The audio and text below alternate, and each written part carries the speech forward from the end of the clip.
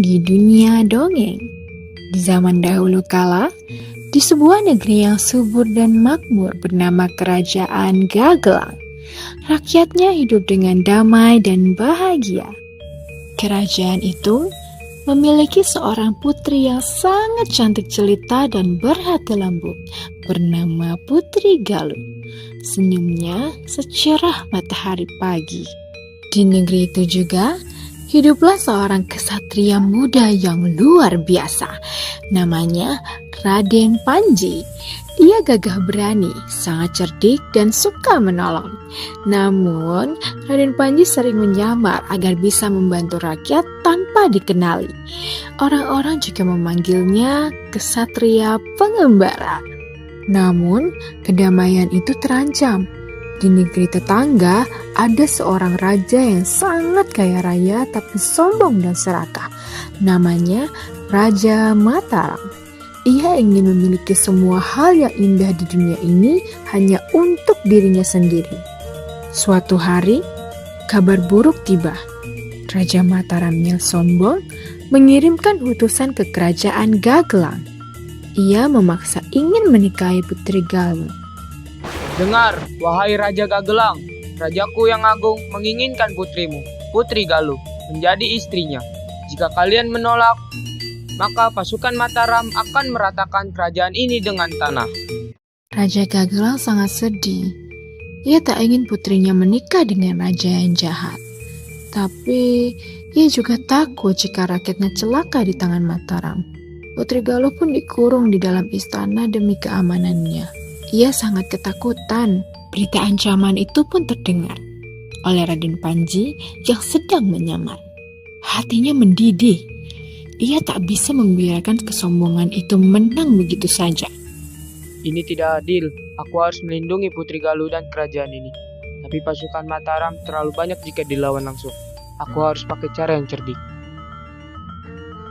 Malam itu juga, Panji menyusun siasat. Ia tahu sebelum perang terjadi, Putri Galuh harus diamankan terlebih dahulu ke tempat yang jauh dari jangkauan Raja Mataram. Siapa kamu? Jangan takut Tuan Putri. Hamba datang untuk menyelamatkanmu dari ancaman Raja Mataram. Kita harus pergi dari istana ini sekarang juga sebelum terlambat. Dengan cerdik, teman-teman Panji membuat keributan di sisi lain istana. Para penjaga pun terkecoh. Sementara penjaga sibuk, Panji dan Putri Galuh berhasil lolos. Panji mengantar Putri ke tempat persembunyian yang aman. Setelah memastikan Putri selamat, Panji dengan gagah berani memutar balik kudanya. Ia harus kembali ke kerajaan untuk membantu menghadapi pasukan Mataram. Pasukan Raja Mataram pun murka karena Putri Galuh tiba-tiba menghilang. Mereka menyerbu kerajaan Gagelang dan pertempuran besar pun tiba. Panji bertarung bukan hanya dengan kekuatan, tapi juga dengan kecerdasan. Ia mengatur siasat yang membuat semua pasukan Mataram yang sombong itu menjadi bingung dan kocar-kacir.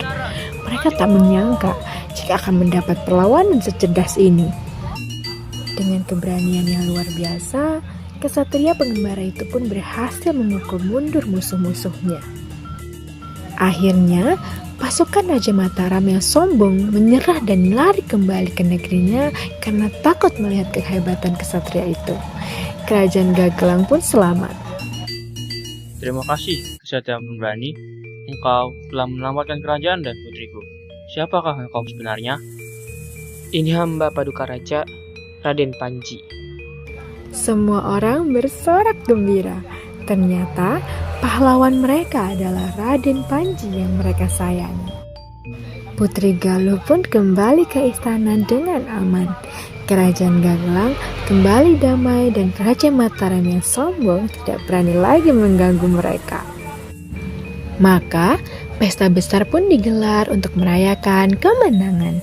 Dari cerita ini kita belajar ya teman-teman, bahwa kesombongan dan paksaan akan selalu kalah oleh keberanian, kecerdasan, dan persatuan.